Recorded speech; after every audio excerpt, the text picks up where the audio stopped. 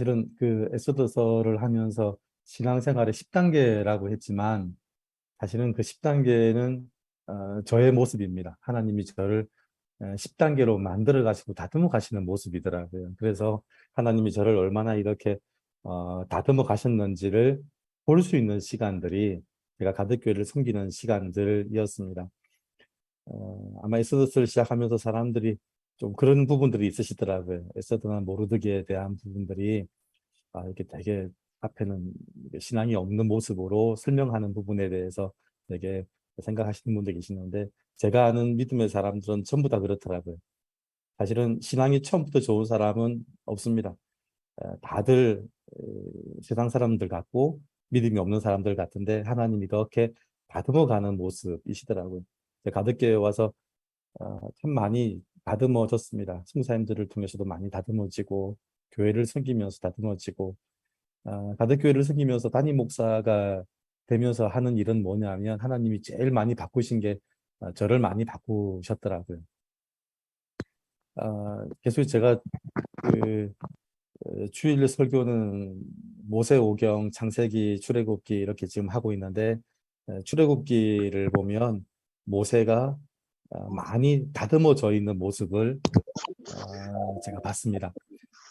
지난주 제가 설교하면서 좀 그런 말씀을 드렸습니다. 모세가 바로 앞에 섰을 때 가지고 있는 능력은 두 가지였는데 첫 번째는 지팡이였고요. 두 번째는 손이 문둥병 걸리는 거였습니다. 그 지팡이가 뱀이 되는 거였고 그리고 자기 손을 주머니에 가슴에 넣었더니 이 문둥병이 걸렸던 그 두 가지가 능력이었는데 가만히 보시면 그건 능력이 아닙니다. 그건 간정이었습니다. 왜냐하면 그 모세가 만들었던 그 지팡이로 만들었던 뱀이 그 뱀 때문에 모세가 놀랐거든요. 그 말은 그 뱀이 그 바로를 공격하는 뱀이 아니라 그걸 모세를 공격하는 뱀이더라고요. 그래서 모세가 가지고 있던 지팡이는 능력의 지팡이라기보다는 그 지팡이는 자기의 아픔, 상처, 고통, 자기의 그 아픔의 상징이 그 지팡이였더라고요. 그래서 그 지팡이, 바로가 앞에 서 있는데 지팡이를 던졌더니 뱀이 됐는데 그 뱀이 모세를 놀라게 하는 뱀이 됐어요. 우리가 생각하는 능력이라면 그게 바로를 놀라게 해야 되는데 그게 모세를 놀라게 하고 모세를 물려고 하는 뱀이었거든. 그리고 그 바로의 손을 문둥병으로 만들어야 되는데 모세가 자기 가슴에 손을 넣었더니 자기 손이 문둥병이 걸렸어요. 그건 사실은 능력이라고 얘기하는 우리가 말하는 그게 세상을 놀라게 하고 세상을 굴복시키는 능력이 아니라 내가 얼마나 죄인이었는지 내가 얼마나 주님 앞에서 내가 죽을 수밖에 없는 죄인인지를 고백하는 간증의 모습이 그 모습이더라고요. 하나님이 모세를 이렇게 다듬어 가시고 아브라함을 다듬어 가시고 그렇게 하셨구나라고 하는 그게 신학적으로 맞는 얘기더라고요. 제가 에스더서 1장에 보면 1장부터 4장까지 했는데 그 1장의 내용이 나라가 무너지고 그 페르시아 제국이 무너지는데도 전혀 그 나라에 관심도 없고 심지어는 예루살렘을 재건하기 위해서 가라고 했는데 가지 않고 남았던 사람이 그 모세, 그 에스더, 모르드게 이런 사람들이었습니다. 그리고 2장에 나오는 왕비가 되어야 되는데 왕비가 되는 일에 유대인이라는 것, 하나님을 믿는 백성이라는 걸 숨기고 왕비가 되었습니다. 그래서 잘 보시면 이게 믿음의 사람이 아니라는 걸 정확하게 알 수 있습니다. 아, 이제 또 다시 돌아가서 나라를 재건하는 일을 위해서 수고할 생각도 없고, 그리고 신분 상승을 위해서 자기가 하나님의 백성이라는 것, 하나님의 백성이라는 걸 숨기는 자리, 그게 그 2장. 그래서 왕비가 됐는데 그 왕비가 되는 1장, 2장에 하나님이 하시는 역사는 전혀 보이지 않는 부분이 바로 그 부분이었고요. 그리고 3장에 나오는 부분이 신앙 고백을 하는 모습입니다. 근데 이 신앙 고백도 사실은 이 모르드게가 하려고 한 게 아니라 하나님께서 이 모르드게의 신앙의 기본적인 양심을 딱 건드리는 거더라고요. 제가 그때 말씀을 드렸었죠. 아무리 신앙이 없어도 우상 숭배하거나 그리고 제사상에 절을 하거나 뭐 그러지는 못하니까 이 모르드게가 하만이 지나가는데 그 자리에 절을 하거나 신적 경배를 하지 않았습니다. 물론 그 신적 경배하지 않았다는 걸 보이는 듯 하지 않고요. 아마 핑계를 댄 것 같습니다. 왜냐하면 하만도 그렇고 주위에 있는 사람, 그 지나가는 사람들이 이 모르드게가 절하지 않는 걸 아무도 몰랐거든요. 그 말은 이 모르드게가 절하는 타이밍이 되거나 절을 해야 될 시간이 되면 핑계를 대서 아마 딴 자리를 피했던 것 같습니다.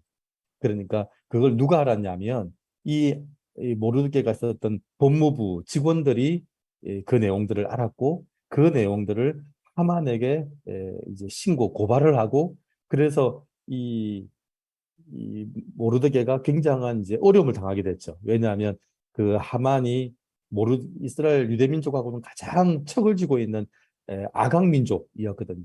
그래서 결국은 사실은 내 믿음의 기본적인 양심, 기초적인 양심 때문에 그랬는데 이 3장에 그것 때문에 어떤 일이 벌어졌냐면 유대민족이 다 죽는 일이 생긴 거죠. 유대민족이 다 죽을 일이 생긴. 그래서 3장에는 어떤 일이 시작이었냐면 내 믿음을 지키려고 했는데 이게 어, 예, 이게 어, 나라와 민족, 내 신앙이 이 민족과 동일시하는 일이 생긴 거죠. 이제 이 하만이 왕을 통해서 법을 만들었는데 유대인들을 죽이자는 법을 만든 겁니다. 그러니까 이 모르드게가 자기가 살려고 하면 뭘 해결해야 되냐면 유대인들을 죽이자고 하는 그 법을 해결해야 되는 그 상황이 된 거죠. 삼장의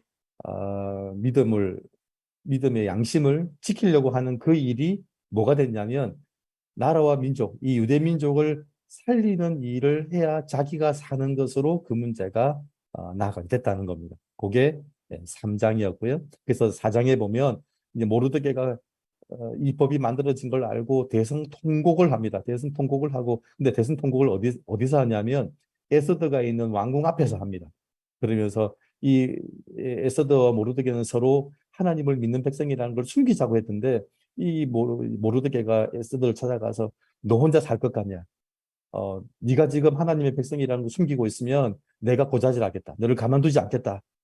그러면서 이 에스더에게 계속 네가 이 문제를 해결해라 라고 얘기를 하고 그때 에스더가 그 이야기를 모르드게가 그 얘기하죠. 13절, 4장 13절에 보면 너는 왕궁에 있으니까 모든 유대인 중에 홀로 면하리라 생각지 말아라. 네가 왕궁에 있으면 혼자 살 것 같냐? 내가 가만두지 않겠다. 널 다 고자질해서도 너를 문제를 너를 하겠다. 그리고 14절에 네가 왕후의 위를 얻은 것이 이때를 위함이 아닌가 누가 아느냐. 그러면서 생각지 않은 말을 하게 하고 이제 믿음의 고백들을 하게 합니다. 그래서 16절에 에스더가 그 유명한 말을 하죠. 죽으면 죽으리이다. 그러면서 무슨 부탁을 하냐면 유대인들에게 다 얘기를 해라. 밤낮 3일을 먹지도 말고 마치지도 말면서 금식 기도를 해라. 그리고 나는 죽으면 죽으리이다. 라고 하는데 참 이 말이 너무 제 가슴이 아프더라고요. 왜냐하면 남편을 만나러 나가는 일을 위해서 이 에스더가 나가는데 죽으면 죽으리란 말을 하더라고요. 사실은 에스더가 왕비가 되고 난 이후에 왕은 이 에스더를 찾아온 일이 없었거든요. 왕후를 찾아오지도 않고 만나지도 않고 사랑받지 못하는 아내가 됐습니다. 그러니까 늘 사랑받고 왕이 자기를 찾아오면 이런 얘기하는 게 너무 쉬울 텐데 왕이 자기를 찾아오지도 않는 왕이 되었거든요. 그러니까 이제 자기 남편을 찾아가야 되는데 자기 남편이 왕이니까 찾아갈 수가 없는 거예요. 왕이 허락하지 않으면 앞에 갈 수가 없는데 남편이 부르지도 않는데 왕 앞에 나갔다가는 이건 진짜 죽어야 될 문제가 되니까 그래서 죽으면 죽으리다 이게 신앙의 고백이라기보다는 참 제가 가슴이 아프더라고요. 남편을 만나러 가는 일을 위해서 가는데 이게 죽으면 죽으리다 3일 동안 금식을 하고 작정을 하고 죽으면 죽으리라 작정을 하고 가야 되는 게 남편 만나러 가는 일이 그 일이더라고요. 그런데 이 에스더가 뭐가 회복이 됐냐면 4장 17절에 보면 모르드게가 가서 에스더의 명한대로 다 행하니라. 사실은 이 에스더는 사촌 오빠 모르드게의 손에서 자랐거든요. 사촌 오빠의 손에서 자라면서 성인 아이로 자랐습니다. 한 번도 사촌 오빠의 말을 어긴 적도 없고 그 말에 자기의 주장을 말해 본 적도 없는 심지어는 그 제국에 있는 모든 사람들이 왕비 간택을 하는데 다 조언을 시키면서 다 빨리 자기 딸들을 결혼시키고 있는데 자기 사촌 오빠가 그 왕비를 만들어서 신분 상승을 하려고 하는 일에도 말 한마디 못하고 그 왕비 간택에 그 갔던 사람이 에스더였거든요. 그런데 4장 17절에 보니까 모르드게가 가서 에스더의 명한대로 처음으로 이 에스더가 이 사촌 오빠에게 가서 사촌 오빠에게 말을 하고 그 영적인 지도를 하더라고요. 나를 위해서 유대인들을 다 모으고 나를 위해서 금식을 하고 밤낮 3일을 먹지도 말게 마시지도 말고 하는 일을 사촌 오빠가 가서 그 일을 해라 하는데 오빠가 그 말을 가서 이 에스더의 명한대로 다 행하는 이 모르 에스더의 이 어린아이 기질이 있는 그 문제도 해결되어져 가는 모습이 이 4장 17절에 나오더라고요. 저는 참 감사한 게 하나님이 우리를 위해서 하나님의 나라 일을 시키기 위하면서 시키기만 하신 게 아니라 제일 중요한 게 하나님 나를 회복시키시고 나를 다듬어 가시는 그 일을 하시는 분이 하나님이시더라고요. 그래서 이 4장 마지막 절 제가 제일 죽으면 죽으리다 이 말씀보다 더 가슴에 와닿는 얘기 뭐였냐면 그 다음에 나오는 17절 모르드게가 가서 에스더의 명한대로 다 행하니라. 한 번도 어, 성인 아이 기질을 가지고 사촌 오빠한테 말 한마디 못했던 이 에서드가 모르드게에게 영적인 회복을 가지면서 이제 모르드게 오빠에게 말을 하고 영적인 지도를 이야기하고 기도 부탁을 하는 이 모습이 사실은 굉장히 저한테는 이게 와닿는 부분들이 이 부분이었습니다. 자, 그리고 이제 5장입니다. 믿음의 5단계. 하나님께서 모르드게 에서드를 다듬어 가시는 5번째 단계. 이 단계가 5장이었는데요. 오늘 제가 우리 같이 읽었던 이 제3일에라는 말은 금식 3일 후라는 말입니다. 말씀을 드렸죠. 유다인들을 다 모으고 금식을 하는데 밤낮 3일을 먹지도 말고 마시지도 말게 해라. 그러면서 제3일에 이제 금식 후에 에스더가 왕후의 예복을 입고 이제 왕 앞에 나아갑니다. 사실은 그 왕 앞에 나아가는 일이 보통이 아닙니다. 왕이 가만히 있고 혼자 있는 것처럼 보이지만 왕 앞에 그냥 나아가면 분명히 왕의 자객들이 이 사람을 죽이게 되거든요. 그런데 2절에 보니까 왕후 에스드가 뜰에 선 것을 본즉 이 왕이 어떤 마음을 받게 됐냐면 심히 사랑스러운 마음을 가지게 된 거예요. 그리고 손에 잡았던 금유를 내민 거예요. 이 금유를 내밀지 못하면 않으면 이 왕비라도 죽어야 되는데 그 순간에 이 왕비가 너무 아름답게 보여서 손에 잡았던 금유를 내민 거예요. 그러면서 이 왕이 무슨 말을 하냐면 여러분 3절 말씀만 보시면요. 에스더여 그대의 소원이 무엇이며 요구가 무엇이냐 나라의 절반이라도 주겠다는 거예요. 소원을 말해보라는 거예요. 이게 얼마나 좋습니까? 왜냐하면 지금 사실은 소원을 말해보러 나간 시간이거든요. 지금 그 말을 하지 않아도 지금 그 얘기를 해야 될 판인데 왕이 그대의 소원이 무엇이냐 요구가 무엇이냐 나라의 절반이라도 주겠다고 얘기를 하는 거예요.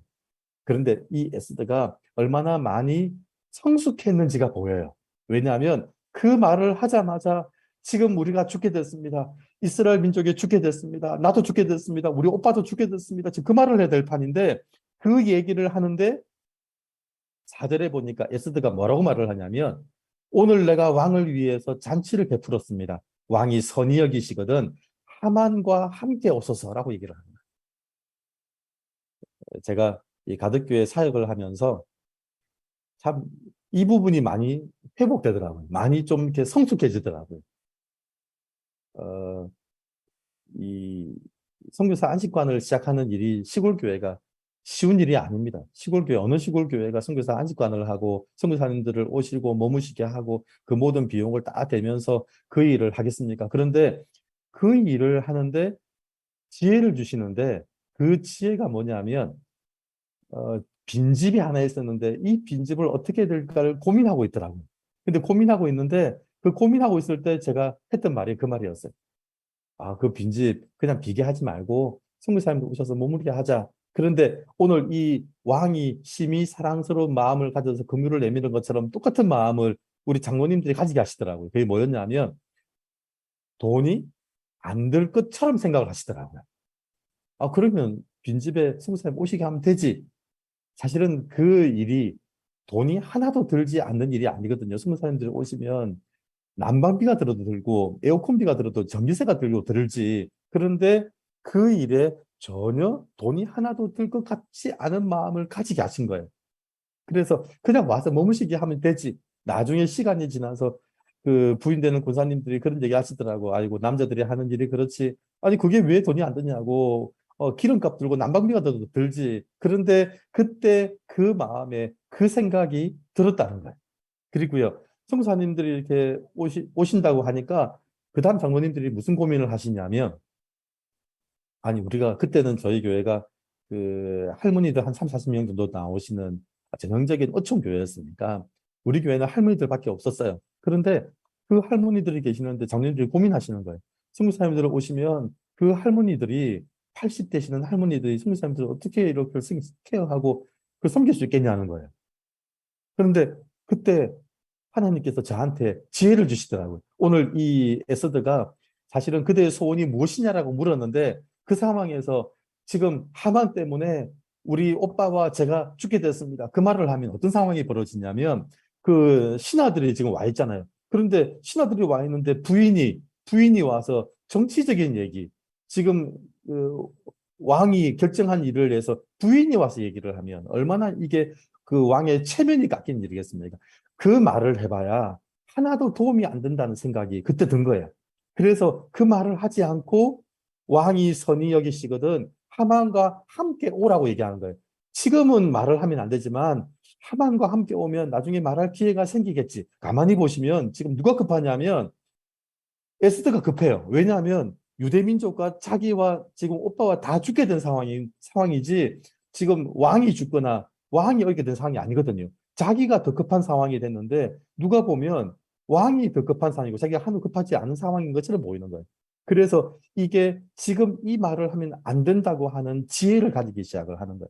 그래서 우리 장로님이 물으시더라고요. 목사님, 선교사님들 오시는 건 좋은데 아니 오시면 어느 교인이 이 선교사님을 섬기시겠냐는 거예요. 다 나이 많으신 80 넘으신 교회 어르신들밖에 없는데 라고 하는데 하나님께서 어떤 지혜를 주시냐면 아니 그렇다고 해서 80 넘으신 분들이 있는 이 가덕도에 뭐 젊은 사람들이 오지 않나요? 다 오잖아요. 그 누가 오는지가 생각이 났냐면 장로에게 물었어요. 장로님 집에 자녀들이 오죠? 그랬더니 온다는 거예요. 그래서 오면 뭐 하냐 그랬더니 자고 간다는 거예요. 장모님, 그러시면 됩니다. 성사님 오시면 그냥 쉬고 가시고 자고 가시게 하시면 됩니다. 그래서 자녀들 잘 때 뭐 하냐 그랬더니 푹 쉬라고 깨우지 않는다는 거예요. 그리고 밥 먹는 것도 오라 그러면 힘드니까 밥 다 차려놓고 먹으라 한다는 거예요. 그렇게 하시면 된다는 거예요. 그랬더니 그건 자신 있다는 거예요. 제가 보니까 그걸 제일 잘 섬기고 있는 분들이 우리 어르신들이더라고요. 그래서 성사님들 오시면 그냥 푹 쉬게 했어요. 뭐 그냥 어떤 성사님들은 특별히 그 이슬람 나라 쪽에서 오신 성사님들은 보니까 아예 한 달 동안 밖에도 안 나오시는 분들 계시더라고요. 그런데 하나도 안 어려워요. 왜냐니까 자녀들이 오면 오는 것처럼 하라 그랬거든요. 그랬더니 너무 잘하시더라고요. 푹 쉬게 하고 그냥 문 앞에다가 먹을 거 좀 걸어 놔드리고 뭐 그렇게만 했지. 그러니까 이게 5장에 나오는 이 에스더가 많이 지혜로워졌더라고요. 4장까지는 에스더가 회복이 돼가는 모습이 보였어요. 1장, 2장, 3장은 1장, 2장은 에스더의 원래 그 믿음 없는 에스더의 모르드게의 모습이고 3장에 갔더니 믿음의 기본을 건드리는 모습이 나오고 4장에 보니까 이 에스더와 모르드게가 회복되는 모습이 보이잖아요. 그리고 5장에 가니까 지혜로워지는 에스더의 모습이 보여요. 그래서 왕이 네 소원이 무엇이냐? 나라의 절반이라도 주겠다고 하는데 세상에 그 자리에서도 남편한테 여보 내가 좀 죽게 됐어 이런 얘기 안 한다는 거예요. 그래서 왕을 위해서 잔치를 베풀었습니다. 그리고 하만과 한번 오십시오 라고 얘기하는 거예요. 그래서 이 왕과 하만이 이제 왔어요.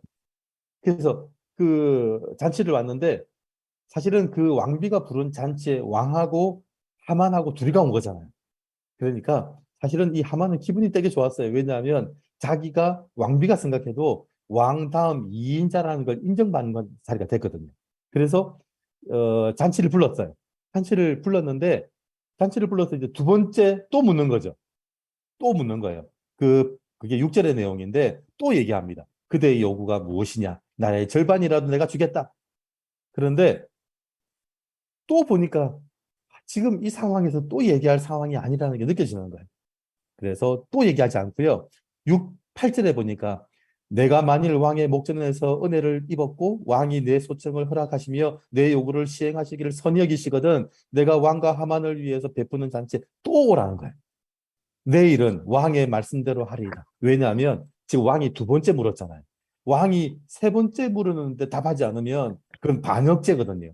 그래서 두 번 얘기하지는 못했는데 세 번째는 꼭 말을 할 수밖에 없다. 세 번째는 말을 해야겠다. 그 생각을 하고 내일은 왕의 말씀대로 하겠다라고 얘기를 한 거예요. 그리고 구절에 보니까 이제 이 잔치를 마치고 나오는데 하만이 너무 마음이 좋은 거예요. 구절에 보니까 기뻐 즐거워 나온 거예요. 그랬는데 딱 나오면서 모르드게를 만났어요. 그 모르드게가 뭐 하고 있냐면 대궐문에 앉아가지고 일어나지도 않고 몸을 움직이지도 않고 옷을 찢으면서 그 통곡하고 기도하고 있는 게 이 모르드게였거든요. 그랬는데 너무 좋은 기분이 좋아서 딱 나오다가 누굴 만났냐면 모르드게를 만난 거예요. 기분이 너무 상한 거예요. 제가 이 이야기를 제가 앞에 있는 교회 그때 제가 부목사로 있을 때 설교하면서 했더니 저희 교회 그 정신과 의사가 있었는데 이 구절의 내용을 제가 하는 걸 보더니 목사님 그 하만이 정신병 환자입니다 그러더라고요. 그게 무슨 말이냐 그랬더니 그 모든 사람들은 감정의 사이클이 있대요. 감정의 사이클이 이렇게 그 파동이 있는데 사실은 타락한 모든 사람들은 감정의 파동이 굉장히 기분이 좋은 상태에서 굉장히 기분이 나쁜 상태로 이렇게 감정의 파동이 있는데 그 파동이 전부 다 있기 때문에 정신과적으로 보면 모든 사람이 정신병자라는 거예요. 그런데 그러면 모든 사람들을 다 병원에 입원을 시켜야 되니까 그럴 수는 없으니까 그 의사들이 기준을 정했다는 거예요. 정신병원으로 입원을 시켜야 될 사람이 있고 그냥 입원해도 안 되는 기준을 잡았는데 그게 그 가장 기분이 좋았던 시점과 가장 기분이 나빴던 시점 이 파동의 그 간격이 15분 이내가 되면 정신병자라고 얘기를 하고 15분 이상이 되면 그냥 일반 사람으로 본다는 거예요. 사실은 다 정신병자인데 그런데 이 목사님이 설교하실 때 이 하만을 봤더니 굉장히 기분이 좋아서 나왔는데 모르드게를 보자마자 굉장히 기분이 나빠진 건 이 파동이 1분도 안 됐다는 거예요. 이 사람은 정신병 입원시켜야 된다는 거예요. 여러분, 그런 사람, 그 감정의 기복의 차이가 굉장히 좁을 때 어떤 일을 결정하는 일은 전부 다 정신병자의 결정들이에요. 이 하만이 무슨 결정을 하냐면 그게 굉장히 기분이 안 좋았거든요. 집에 돌아와서 두 가지 얘기를 하는데 첫 번째 얘기가 뭐냐면 11절에 자기의 부성한 영광 그러니까 그 집에 와서 자기의 친구들과 아내한테 뭐라고 말을 했냐면 자기의 부성한 영광과 자녀가 많은 것과 왕이 자기를 들어 왕의 모든 방백이나 신복들보다 높인 것을 다 말하고 내가 인정받았다는 걸 얘기한 거예요.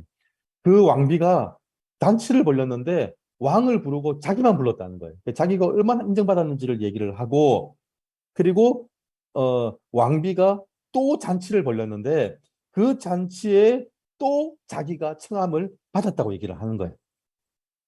그리고 그 다음에 또 무슨 얘기를 했냐면 13절에 보니까 유다 사람 모르드게가 대궐문에 앉은 것을 보는 동안에 이 모든 일이 만족하지 아니했다. 사실은 이것 때문에 굉장히 기분이 좋았는데 모르드게를 보는 순간에 내 기분이 우리말로 잡쳤다는 거예요.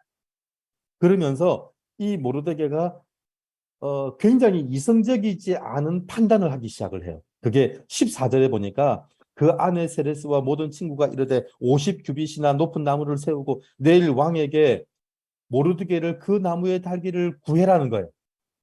그 아내와 친구들이 무슨 얘기를 하냐면 그걸 가만히 뒀냐는 거예요. 그냥 그 모르드게 사실은 그 모르드게 유대인들을 언제 죽이기로 했냐면 점괘를 자기 신에게 점괘를 했더니 1년 뒤에 그날이 나왔거든요. 그런데 1년 뒤가 아니라 그냥 그 다음 날 바로 죽이자는 거예요. 여러분 사람들이 그 조언을 할 때 누구 조언을 들으면 안 되냐면 친구 조언 들으면 안 되더라고요. 그래서 어떤 분이 그런 얘기 하시더라고요. 어떤 강의를 들었더니 주로 이혼하겠다고 생각을 가지고 들어오는 사람들 중에 주로 이혼 상담을 누구랑 오냐면 친구를 데려온다는 거예요. 친구를. 그것도 이혼한 친구를. 그래서 그 친구가 얘기한대요. 이혼하라고. 그런 남자하고는 살 수가 아예 그냥 싹을 뽑아야 되고 아예 원천 봉쇄를 해버려야 된다고. 그러면서 그런 친구를 데려온다는 거예요. 여러분, 제일 조언할 때 듣지 말아야 될 게 뭐냐면 친한 친구들이더라고요. 특별히 그 문제와 똑같은 문제를 가진 사람을 만나면 조언이 되지 않더라고요.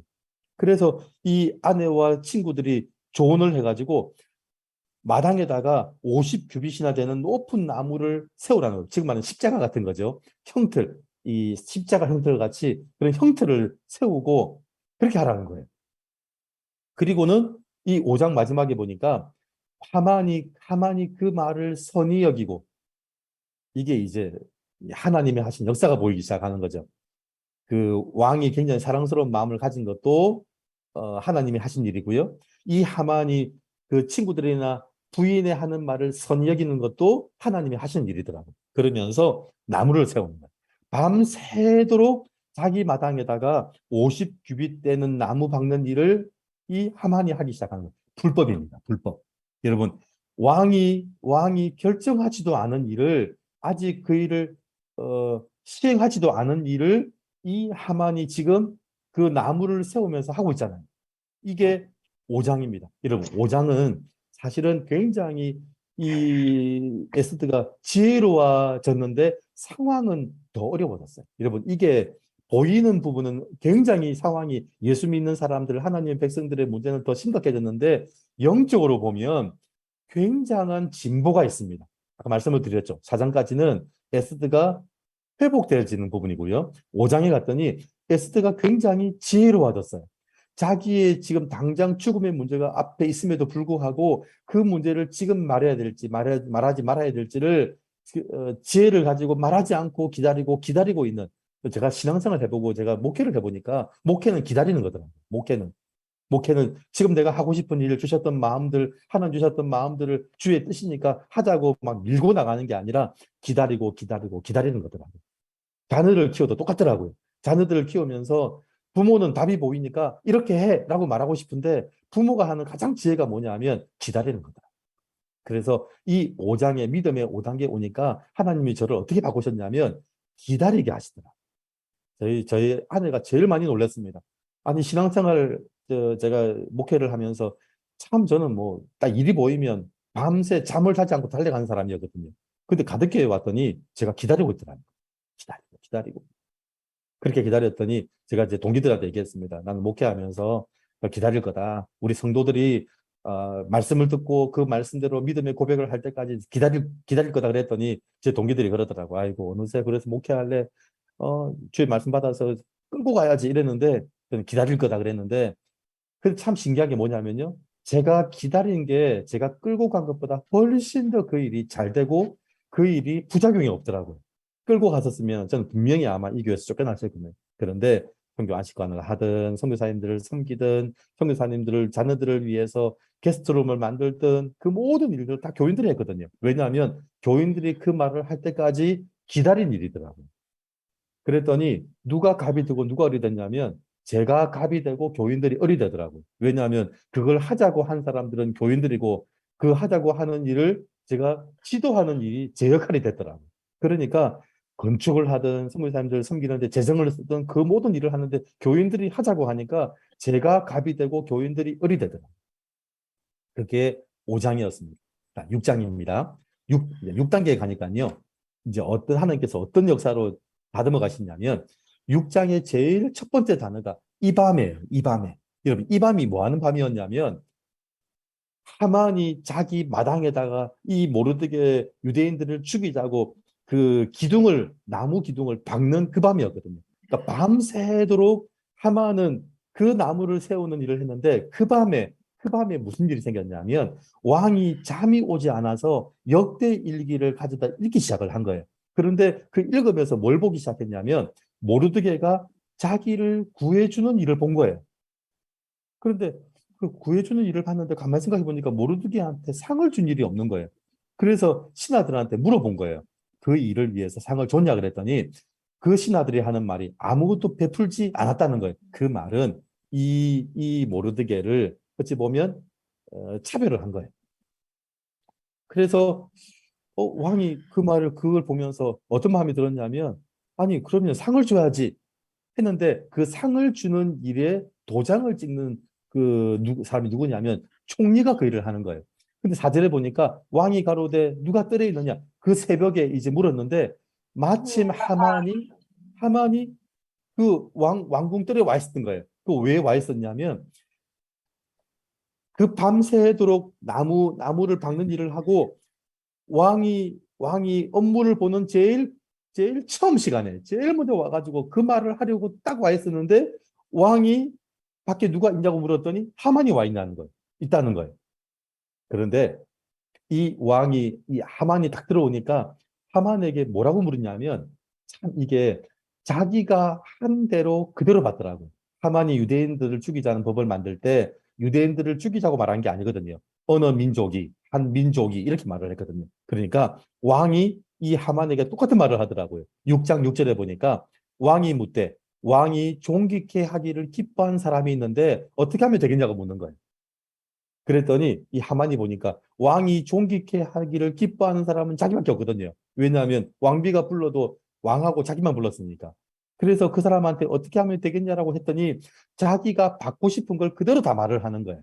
그래서 8절 왕의 입으시는 왕복, 왕의 타시는 말, 머리에 쓰시는 왕관을 다 입히고 씌워서 그리고 왕이 직접 말을 다 끌면서 온 마을을 성중을 다니면서 왕이 조기케 하기를 기뻐하는 사람에게는 이같이 할 것이라 그렇게 해주라는 거예요. 그 지가 받고 싶어 하는 거거든요. 지가 받고 싶어 하는 거. 그랬더니 왕이 무슨 말을 하냐면 10절에 보니까 너는 내 말대로 속히 대궐문에 앉아있는 유다 사람 모르드게에게 해라라고 얘기하는 거예요. 야, 여기서 정말 놀란 게 뭐냐면 10절에 대궐문에 앉은 유다 사람 모르드게에게 하라는 거예요. 유다 사람 모르드게에게. 야, 그 말을 듣는데 그 말을 듣고 11절에 이제 하만이 왕복, 왕관 다 취해가지고 모르드게한테 입히고 씌워서 그걸 왕의 말에 태워서 자기가 그 모르드게 탄 말을 끌고 가면서 온 성중을 다니면서 왕이 존귀케 하기를 기뻐하는 사람에게는 이같이 한다 하고 자기가 다 하고 다닌 거예요. 지금 자기가 모르드게 유대인들을 죽이자고 법을 만든 자기가 지금 그걸 하게 된 거예요. 이게 얼마나 지금 이게 부끄러운 일인지 온 나라 그 성중에 있는 사람은 다 봤는데 그걸 다 봤는데 지금 얼마나 기가 막힌 일이 생긴 거예요. 그러면서 부끄러워 가지고 12절에 보니까 이게 고민이 돼가지고 머리를 싸고 급히 집에 돌아와서 13절에 그 당한 모든 일을 아내하고 친구들한테 다 얘기한 거예요. 그렇게 얘기했는데 그 친구들 답이 뭐냐면 그 친구하고 아내들 답이 13절, 6장 13절에 보니까 모르드게가 과연 유다 족속이면 제가 말씀을 드렸죠. 그 모르드게 그 에스더 그 1차 포로기한 때 예루살렘으로 돌아가지 않고 남은 유대인들에 대해서 이 페르시아 사람들이 어떤 생각을 가지고 있는지를 알 수 있는 구절이 뭐냐면 6장 8절에 6장 13절의 내용이에요.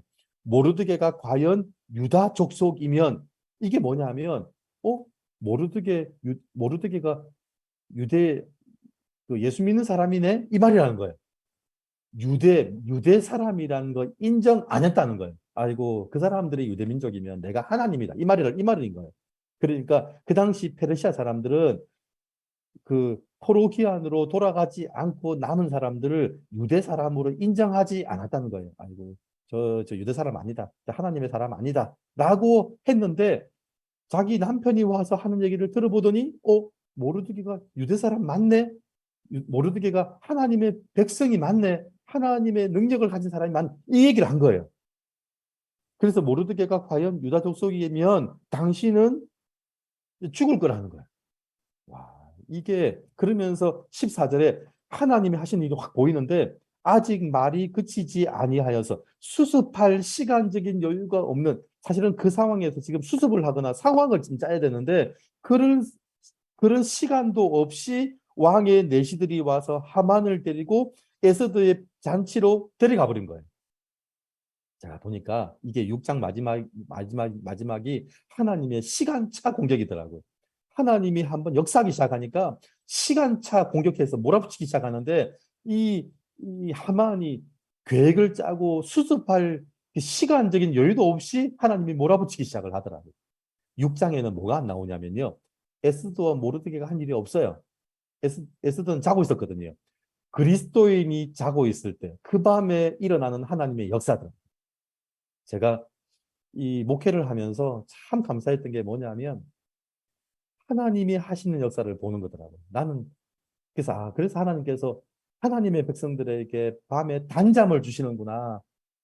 지금 내일이면 죽게 된 상황이 지금 이거는 이 일을 지금 밤새도록 누가 해야 되냐면 내일 죽어야 되는 에스더 모르드게가 지금 이걸 해야 되는데 밤새도록 죽일 사람은 나무 기둥 심고 있고 내일 죽을 사람은 자고 있고 그런데 하나님께서 그 자고 있는 사람에게 평안을 주시는데 그 밤에 자고 있는 동안에 하나님의 역사가 일어나기 시작을 하더라고요.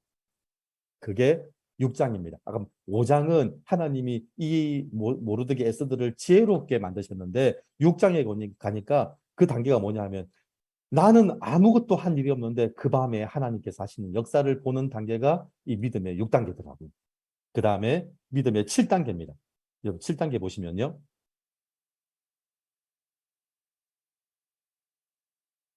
7단계는 이제 에스더가 만든 두 번째 잔치에 온 겁니다. 왔는데 또 이제 왕이 묻잖아요. 남편이 묻잖아요. 그 2절에 보니까 그대의 소원이 무엇이냐? 내가 허락하겠다. 나라의 절반이라도 주겠다. 그런데 이제는 말을 해야 돼요. 이제 문제는 말하지 않고 기다리는 것도 지혜인데 말을 할 때 지혜롭게 말할 수 있어야 돼요. 제가 그 가덕교회를 섬기면서 하나님께서 지혜를 주시는데 가덕교회를 오니까 내가 뭘 해야 될지를 모르겠는 거예요. 여러분 섬마을에 왔죠. 그리고 배를 타고 들어와는 섬이죠. 교인들은 80 이상 되신 할머니들밖에 없죠. 그러니까 도대체 내가 무슨 말을 해야 될지를 모르겠는 거예요. 그런데 그때 하나님께서 주시는 말씀이 그 말씀이 지혜의 말씀이더라. 마태복음 1장 1절 교회를 통해서 아브라함의 자손 다윗의 자손을 세우게 될 것이다. 이 섬마을 할머니들만 있고 아이들은 아무도 없는 이 교회가 교회라면 열방을 섬기는 일군과 민족의 지도자를 세우게 될 것이다. 그 말씀을 제가 하게 하시더라고요. 에스더가 왕이 물었는데 이제 말을 해야 돼요. 말 안 하면 죽어야 되니까 3절에 뭐라고 말을 했냐면 내가 만일 왕의 목전에서 은혜를 입었으며 왕이 선히 여기시거든 내 소청대로 내 생명을 내게 주시고 중요한 말이 그 다음 말이더라고요. 내 요구대로 내 민족을 내게 주소서. 내 생명을 내게 주시고 여보 나를 살려주세요 하고 자기 목숨만 얘기한 게 아니고요. 내 민족도 살려달라는 거예요. 지금 이 에스더가 얼마나 그 믿음의 사람이냐면 자기 목숨과 민족의 생명을 이걸 동일시하고 말하기 시작하더라. 그래서 사절도 똑같은 말을 합니다. 나와 내 민족이 팔려서 죽임과 도륙함과 진멸함을 당하게 되었나이다. 여러분 잘 보시면 지금 내가 팔려서라고 말하지 않고요. 나와 내 민족이 팔려서. 그런데 팔려서라고 할 때 이 말을 이 페르시아 사람들 중에 알아듣는 사람은 딱 두 사람이 있습니다. 이 팔려서라는 말이 사실은 이 유대인들을 죽이자고 하는 법을 만들었는데 이 법을 만들게 되면서 원래 의도가 뭐냐면 이 유대민족을 판 거거든요. 그 하만은 이 왕이 걱정하는 세금의 문제를 그 유대인들이 내는 세금보다 훨씬 많은 세금을 내가 낼 테니까 죽이자고 말을 해서 그래서 사실은 그 유대인들을 죽이자고 하는 법은 이걸 판 거거든요. 그래서 나와 내 민족이 팔려서라고 할 때 이 팔려서라는 말이 무슨 말인지를 알아듣는 사람이 딱 두 사람인데 왕하고 하만이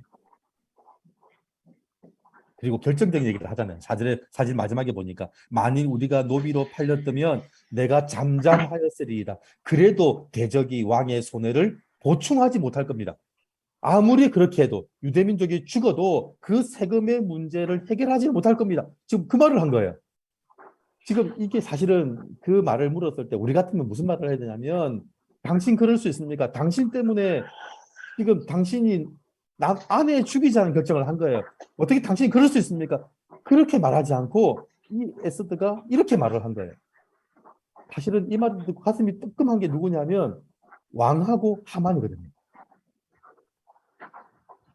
그래서 5절에 보니까 놀래가지고 너무 뜨끔해가지고 이 왕이 뭐라고 말을 하냐면 감히 이런 일을 심중에 품은 자가 누구냐? 그가 어디 있느냐?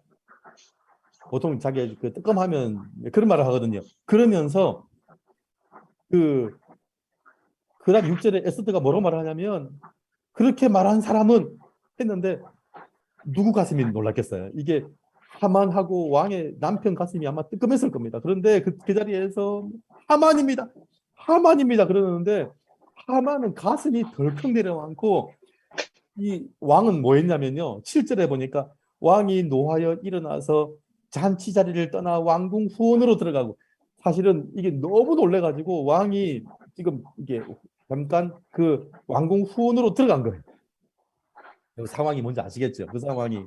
그래가지고 그 상황에 지금 하만은 왕비한테 지금 엎드려서 지금 자기 목숨을 구해달라고 지금 뭐 애걸복걸하고 있고 그런데 8절에 보니까 이제 왕이 잠깐 마음을 좀 이제 진정을 하고 딱 돌아왔더니 하만이 하만이 지금 자기 부인 이 치맛자락을 붙들고 막 이러고 있는 거예요. 사실은 그게 지금 하만이 왕비를 지금 간음하려고 하는 게 아니잖아요. 지금 그 상황이 지금 간음한 상황이 아니에요. 그런데 그 왕이 뭐라고 말을 하냐면 그 8절에 보니까 왕이 가로되 저가 궁중 내 앞에서 왕후를 강간까지 하고자 하는가. 지금 그리고 왕은 지금 이 상황을 모면해야 되니까 지금 이 죄를 누구한테 몰아붙여야 되냐면 하만한테 몰아붙여야 되는 거예요. 그리고 그러면서 8절 그 7장 8절 제일 마지막에 보시면 무리가 그 왕이 그 말을 하자마자 그 옆에 있던 그 왕의 신하들이 하만의 얼굴을 쌌다 그랬어요. 여러분 그 소설 보면 철가면 아시 철가면. 철가면이 뭐냐면 얼굴을 철가면으로 씌워서 이 말을 하지 못하도록 하는 게 철가면. 보통 정치범들에게 철가면을 씌워요. 근데 왜 씌우냐면 그 사람이 말을 하면 안 되는 사람은 그 철가면을 씌워요. 요 8장, 7장 8절 마지막에 무리가 하만의 얼굴을 쌌다는 말이 뭐냐면 철가면을 씌운 거예요. 그 왜 씌웠겠어요? 무리들이 아는 거예요. 그 왕의 그 자객들, 왕의 그 무리 그 내시들이 아는 거예요. 지금 하만이 아니 저만 그런 게 아니고 왕이 도장 찍었잖아요. 이 말하면 지금 안 된다는 걸 이 내시들이 아는 거예요. 그러니까 아니 이걸 간통하려고 네가 간음하려고 하느냐 이 말하는 순간에 사실 어, 간음이면 이걸 지금 철가면 씌우면 안 어, 되죠. 그런데 철가면을 씌운 이유가 뭐냐면 아는 거예요. 지금 하만이 왕이 그랬다고 지금 같이 말을 하면 같이 당할 상황이 되니까 이걸 철가면을 씌운 거예요. 그리고는요 급하게 처리를 해요. 10절에 보니까 모르드게를 달고자 한 나무에 하만을 달아서 그냥 죽여버려요. 그러니까 재판도 없고 변명도 못하게 하고 자기 그 법원에서 자기 소명도 못하게 하고 죽이게 하는 거예요. 그러면서 이 내시들이 뭐라고 말을 하냐면 왜 죽었냐면 구절에 보니까 충성된 말로 고발한 모르드게를 달려고 하만이 어젯밤에 나무를 다는 일을 했습니다. 그러니까 이 하만이 불법을 행했습니다. 아직 법도 안 만들어졌는데 이 모르드게를 죽이려고 하는 일을 했습니다. 사실은 간통하자는 내용만 가지고는 이 하만을 죽일 수가 없거든요. 그런데 이 내시들이 이 하만을 죽일 수 있는 법을 옆에서 설명하면서까지 법을 만들어 가지고 그리고 이 하만을 바로 죽여버린 거예요. 악한 영이 머리가 깨어졌잖아요.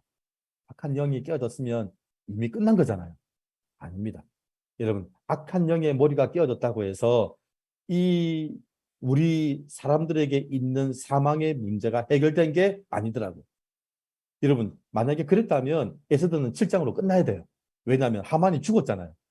그런데 죽었는데 죽고 난 다음에 8장에 가면 당일에 여러분 당일 문제 아시겠죠? 이건 뭐 상황이 뻔합니다. 왜 당일날 그랬냐면 왕이 이 지금 자기 왕비의 마음을 풀어줘야 되잖아요. 그러니까 급하게 그 문제를 해결하고 하만의 입을 닫게 만들고 그래서 자기가 그 말을 안 했다는 걸 말한 유일한 증인을 없애버리고 그리고 이 왕비에게 뭐라고 말을 하냐면 2절에 보니까 모르드게에게 하만의 반지를 빼어서 모르드게에게 주고 그리고 그 왕비에게 필요한 모든 걸 다 주겠다고 말을 하는 거예요. 그러면 얼마나 이 에스더가 좋아해야 됩니까?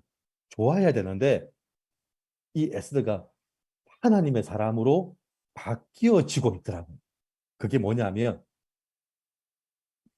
사실은 하만은 죽었는데 뭐가 남아있냐면 그 하만과 왕이 만든 법이 남아있잖아요. 여러분 악한 영의 머리가 끼어진 게 중요한 게 아니고 이미 마귀의 모든 것은 다 끊어졌습니다. 근데 남아있는 게 뭐냐면 죽음의 법이 남아있어요. 죽음의 법이. 그 죽음의 법 때문에 이 죽음의 법이 해결되지 않으면 살 수 있는 방법이 없더라고요. 그래서 사실은 왕이 도장 찍어서 만든 법이었기 때문에 이 페르시아가 성문법의 나라거든요. 성문법의 나라니까 이 성문법의 나라가 이걸 지킬 수밖에 없는 거예요.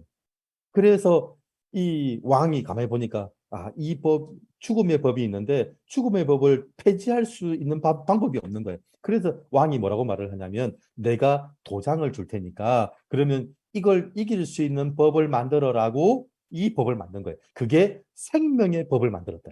그 생명의 법이 뭐냐면 8장 11절에 나오는 내용이에요.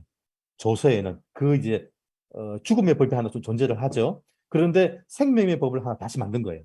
왕이 여러 고을에 있는 유다인에게 허락하여 저희로 함께 모여 스스로 생명을 보호하여 각도의 백성 중 세력을 가지고 저희를 치려하는 자와 그 처자를 죽이고 이게 나오는 거예요. 이게 뭐냐면 정당 방위법을 만든 거예요. 1년 뒤에 유대인들을 죽여도 된다고 하는 법이 있는데 그 법도 있고 하나 법을 또 만든 거예요. 그 법이 뭐냐면 그날 유대인들이 모여서 죽이러 오는 사람들을 죽여도 살인이 되지 않는 정당 방위법을 만든 거예요. 여러분, 그래서 반드시 교회 사역이나 모든 사역에는요, 죽음의 법과 생명의 법이 존재합니다. 근데 생명의 법, 이 법이 이기기 위해서 반드시 뭐가 필요하냐면 8장 11절 중요한 단어가 있죠. 이 법을 만들 때 이 법에 뭐가 있냐면 함께 모여라는 거예요. 함께 모여. 페르시아 사람들이 유대인들을 죽여도 된다고 하는 그날은 무슨 날이냐면 그날 유대인들을 죽여서 유대인들이 가지고 있는 모든 재산을 다 빼앗아도 된다라고 하는 법이거든요. 여러분 사람들이 안 할 것 같죠? 합니다. 사람들은요. 재산을 다 가질 수 있다라고 얘기하면 사람을 죽여서라도 빼앗습니다. 반드시 합니다. 그런데 그렇게 하는데 죽지 않을 수 있는 방법은 딱 한 가지입니다. 함께 모여입니다. 함께 모여. 저는 그리스도인들이 모여서 예배드리는 이유가 딱 한 가지입니다. 모여서 예배드리지 않아도 충분히 신앙생활 할 수 있고 나 혼자 예배드리고 나 혼자 헌금하고 다 할 수 있습니다. 그런데 함께 모이는 이유가 이겁니다.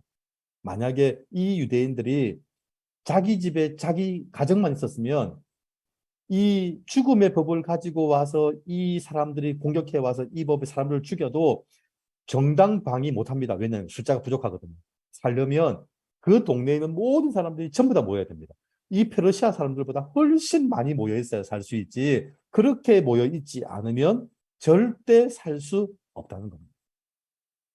그러면서 이 모르드게 에서드가 하만이 죽었음에도 불구하고 하나도 안 기뻐하더라고요. 이게 믿음의 단계더라고요. 악한 영의 머리가 깨졌다는 것만 해도 기뻐하지 않고요. 뭐만 기뻐해야 되냐면 이 죽음의 법 때문에 아직 그리스도인들이 고통당하고 있다는 사실을 아는 것 때문에 그것 때문에 그 다음 생명의 법을 만들고 그걸 바라보는 사람들이 이 사람들이다.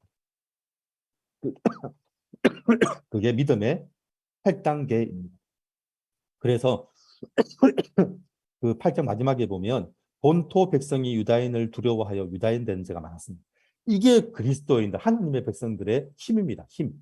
내가 유익하게 된 것 때문에 기뻐한 게 아니라 우리 민족과 이 나라와 이 민족이 백성이 불법으로 무너지는 페르시아도 세우고 이 죽어야 될 유대 민족도 살려내는 그 일을 보고 기뻐하는 사람들이 그리스도인이라는 걸 알게 된 거죠. 그러니까 이게 그 페르시아 사람들이 유대인 되겠다고 하는 사람들이 늘어나기 시작을 한 거예요. 그게 믿음의 8단계입니다. 제가 믿음의 9단계, 10단계는 시간이 되어서 이제 하지는 못할 것 같고요. 사실은 굉장히 이게 9단계, 10단계를 가면 굉장히 중요한 핵심적인 내용들이 있는데 한번 사실은 저는 믿음의 8단계를 보면서 우리나라에 이런 사람 한 사람만 있으면 좋겠다. 여러분 믿음의 3단계, 4단계 이런 사람이 있어도 이런 사람 교회 한두 명 있어도 교회는 살아나는데 믿음의 8단계는요. 우리나라에 이런 사람 한 사람만 있어도 여러분이 선교지에 한 사람만 있어도요. 그 나라와 그 민족을 살려낼 수 있습니다. 그래서 이제 8단계까지만 얘기해도 충분히 얘기는 한 것 같습니다. 네. 다음에 뭐 저희가 또 기회를 주신다면 뭐 9단계, 10단계 한번 얘기를 해보려고 합니다. 시간이 됐습니다. 제가 기도하겠습니다. 하나님 아버지 감사합니다. 하나님께서 이 에서드들을 통해서 저의 모습을 보게 하시니 감사합니다. 1장, 2장이 저의 모습이었고 3장이 저희 신앙의 고백을 하는 제 하나님을 만나는 단계였고, 그리고 4단계 하나님 나와 민족과 나와 열방을 하나의 운명 공동체, 생명 공동체를 가지고 기도하는 우리의 모습을 보았습니다. 하나님 감사합니다. 하나님 특별히 5단계, 6단계, 7단계 하나님 그 단계를 보게 하시니 감사합니다. 하나님 우리에게 4단계 회복되게 하시고 5단계 지혜를 가지게 하시고 6단계 그 밤에 하나님이 하시는 일을 보게 하여 주시고 7단계 지혜를 가지고 지혜롭게 말을 하며 나와 내 민족을 하나로 고백하는 일이 되게 하시고 8단계 그 이후에 그 민족을 위해서 진짜 하나님 법을 만들어내고 그 민족을 위해서 기뻐하고 즐거워하는 하나님의 사람으로 주님 다듬어 가실 줄 믿사오니 하나님 특별히 우리 선교사님들을 축복해 주시고 우리 선교사님들이 그 나라에 이 8단계의 믿음을 가진 한 사람이 되게 하여 주시옵소서. 그 나라를 살려내고 그 민족을 살려내고 그 사람들이 예수 믿는 사람이 되기로 작정하고 많아지는 이유는 한 가지입니다. 하나님 8단계 우리 선교사님들이 그 8단계의 한 사람이 되게 하여 주시옵소서. 하나님 그 민족의 그 나라에 이 8단계에 한 사람이 있다면 그 한 사람이 우리 선교사님들이 되게 하여 주시옵소서. 네. 감사드리며 예수